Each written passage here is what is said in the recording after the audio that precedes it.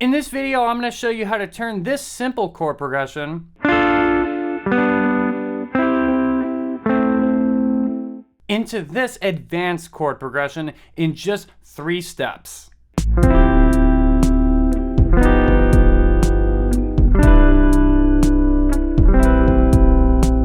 To go along with this lesson, I made a free ebook just for you called 3 Steps to Advanced Chords. Make sure you download it right now in the link in the description so that you can follow along with this lesson. Step 1, triads. Triads are the basis of all harmony in Western music, and you got to understand them really well before you can understand how to make these advanced chords. And the first chord progression you heard was made with triads. Now, triads have 3 notes in them. Every triad, no matter what kind of triad it is, has a root, a third, and a fifth. Those are the 3 different notes you find in a triad. And there's 4 different triads you need to understand: major triads, minor triads, augmented, and diminished triads. Here's an example of each of those on the guitar.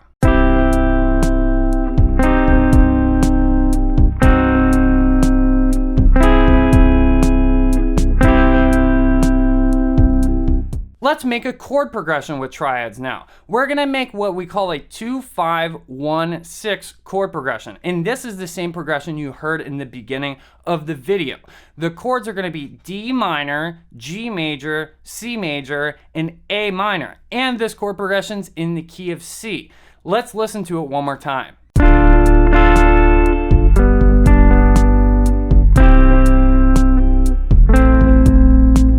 Step 2. 7th chords. 7th chords are the next level beyond triads. So triads have 3 notes in each of those chords, and 7th chords are what we get if we want to add a 4th note to our chord. So all of our triads had a root, third, and a fifth in them, but now all of our 7th chords will have some kind of root, third, fifth, and a 7th in them. There's 5 basic types of 7th chords that you need to know: major 7th, dominant 7th, minor 7th, half diminished 7th, and fully diminished 7th. Here's how each of those sounds like and how they're constructed.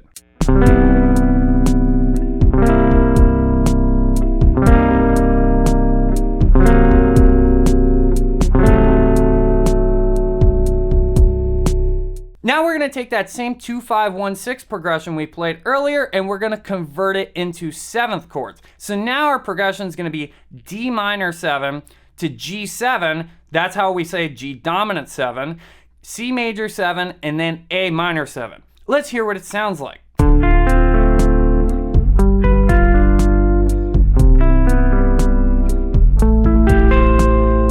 So as you can see, those chords definitely sound a bit more sophisticated than the triads, but they still don't sound totally amazing and modern sounding. And now we're gonna take it into step 3, which is adding in color tones to our 7th chords. So every single key that we play in has 7 notes in it.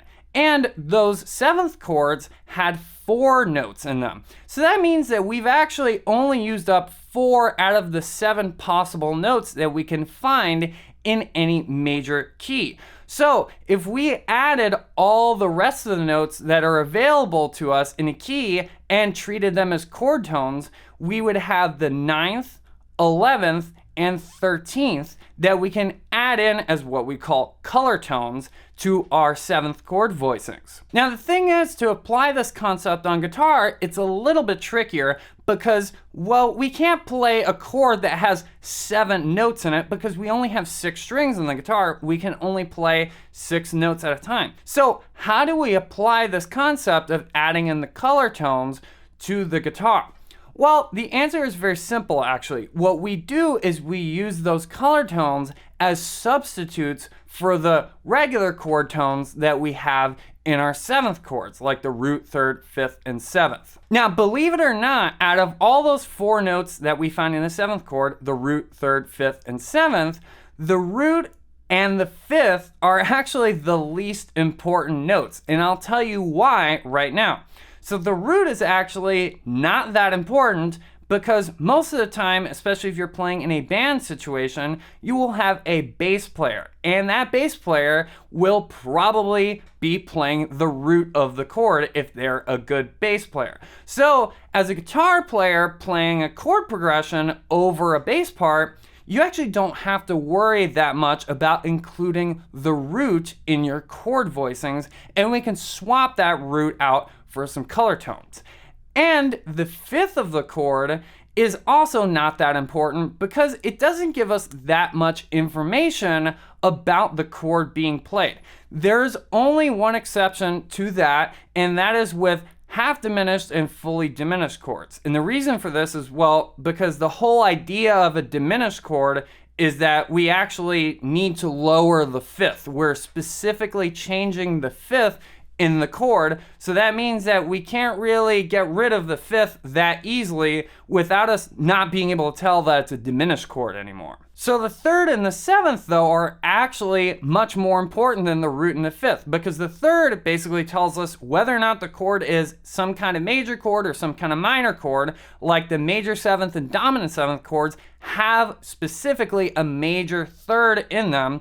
And then minor seventh chord has a minor third in it, and so does half diminished and fully diminished. And the seventh is important for the exact same reason. The seventh is the only difference between our major seventh chords and our dominant seventh chords. The dominant seven has a lowered seventh, and that seventh, because it plays such an integral role in how the chord sounds, we can't really mess with it too much yet. So with that being said, all the chords that we're gonna cover in the rest of this video and in the ebook are gonna have color tones swapped in replacing the root or the fifth of the chord. There are a few exceptions to that I'll talk about, but for the most part, almost all the chords are only gonna be swapping out the roots and the fifths.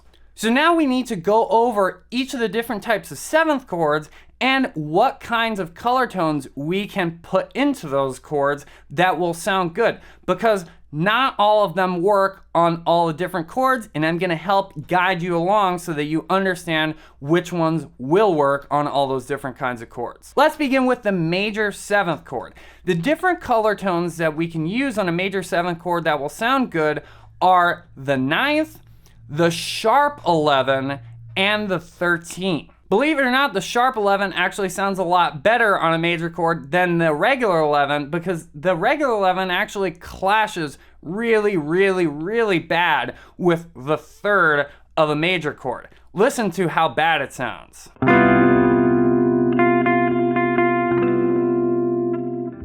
So out of those three options that we have, the ninth, the sharp 11, and the 13th, the ninth we actually swap out for the root of the chord. So anytime you play a major seventh chord and you find the root in the chord voicing, you can find the ninth if you go up 2 frets from the root of that chord.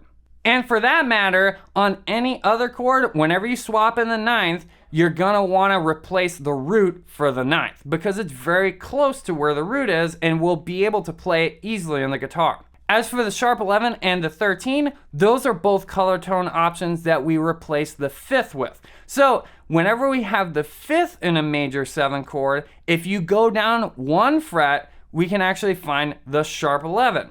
And if you go up 2 frets from the fifth, you can find the 13. So that's actually pretty much it. You can take any major 7 chord, and if you go up 2 frets from the root, you'll find the ninth. And if you go down 1 fret from the fifth, you'll find the sharp 11. And if you go up 2 frets from the fifth, you'll find the 13. And you can mess around with combining those different color tones. Here's an example of a major 7 chord, and I'm gonna swap in and out those different color tones that I just told you about.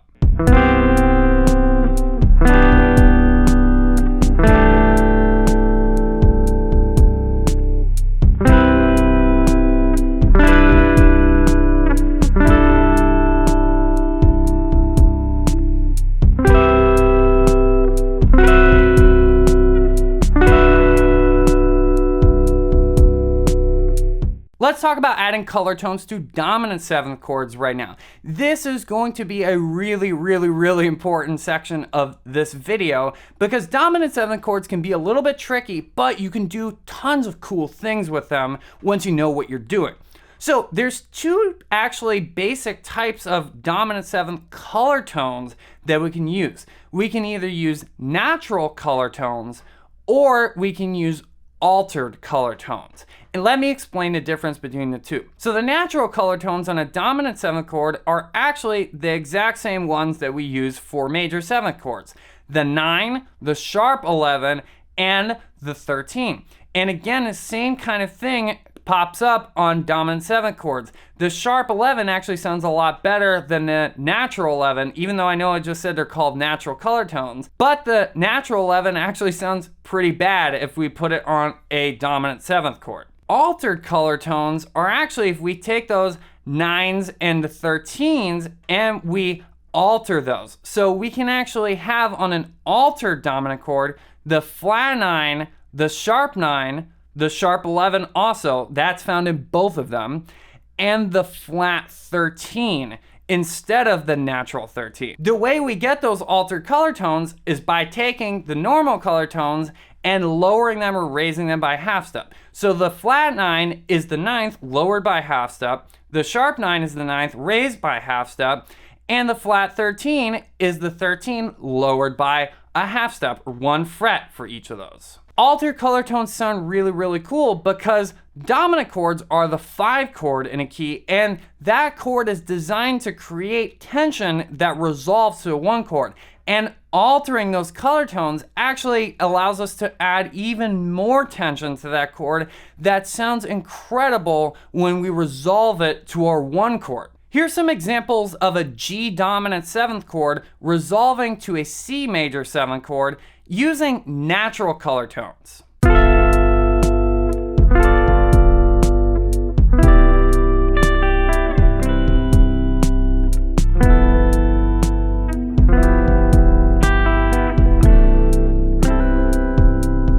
Here's some more examples of a G7 chord resolving to a C major 7, but now the G7 chord is going to have altered color tones on it.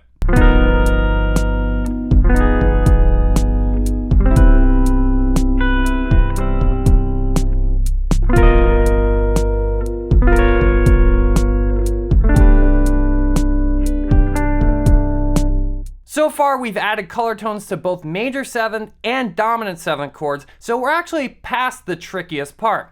Now let's talk about adding color tones onto minor 7th chords. So actually, minor 7th chords are pretty simple when it comes to adding color tones.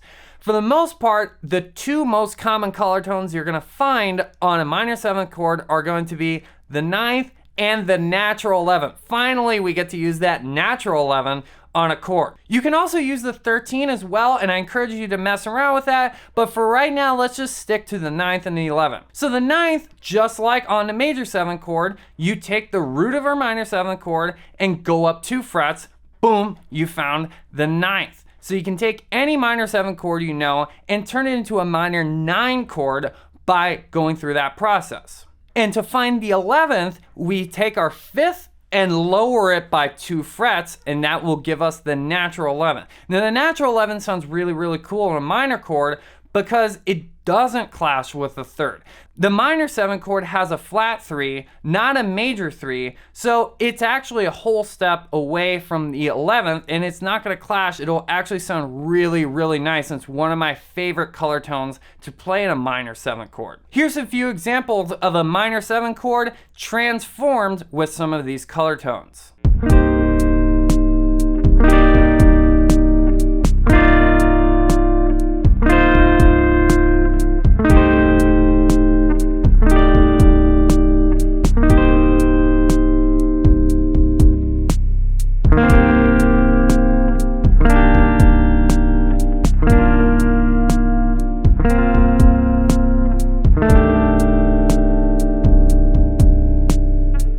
And the last chord that we're going to talk about in this video is half diminished. We're actually not going to do fully diminished because that could be its own whole entire video, and I don't want this video to take forever. On a half diminished chord, the two most common color tones that you'll find are the 9th and the 11th. This one, we actually do not use the 13th. Don't use it on a half diminished chord because it's actually going to turn it into a fully diminished chord. We're actually going to break the rules that I just said a little bit though on this half diminished chord because we're finally going to swap out the 3rd in the chord for a color tone. In this case, actually the 11th. So most commonly, the way I like to add the 11th into a half diminished chord is actually by taking the flat 3 and raising it by 2 frets to the 11th. The reason that we can kind of get away with this on a half diminished chord is actually the 3rd's not quite as important on a half diminished chord as it is on other chords. Because of what I said earlier, the 5th, that flat 5, is actually sort of giving us that whole diminished sound. It really makes it sound like a half diminished chord because we have that flat 5. That is the diminished 5th interval that allows it to get that diminished sound. So the 3rd is a little bit more expendable. Don't get me wrong, the 3rd's still important, but we can swap it out for the 11th and you'll see it's gonna sound really cool. It's still gonna sound like a really nice half diminished chord. And same thing, just like with literally every other chord we covered, you can also swap out the root of the half diminished chord, raise it by 2 frets, and you will get the 9th on a half diminished chord. Sometimes the 9th actually sounds a little bit strange, but it also sometimes sounds really cool. Kind of depends on what mood I'm in, whether or not I want to use the 9th on a half diminished chord. So here's some half diminished chords with color tones added in afterwards.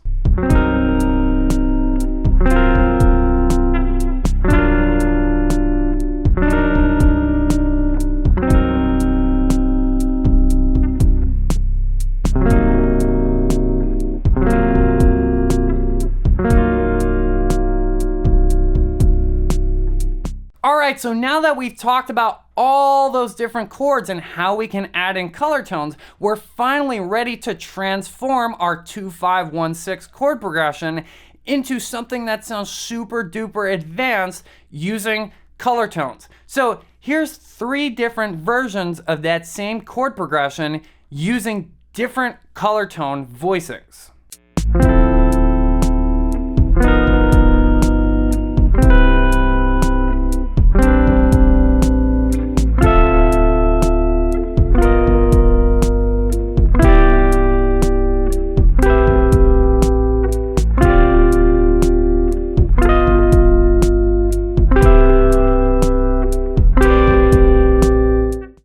So now you can see, after starting with just the triads that had 3 notes in them, you can see that these chords sound so cool and so colorful, sophisticated, and beautiful with all those color tones swapped into them. I want to give you one more bonus chord progression, which is what I was talking about earlier, the minor 2-5-1 progression, using the half diminished chord as the 2 chord. And we're also going to be using some altered dominant chords on the 5 chord.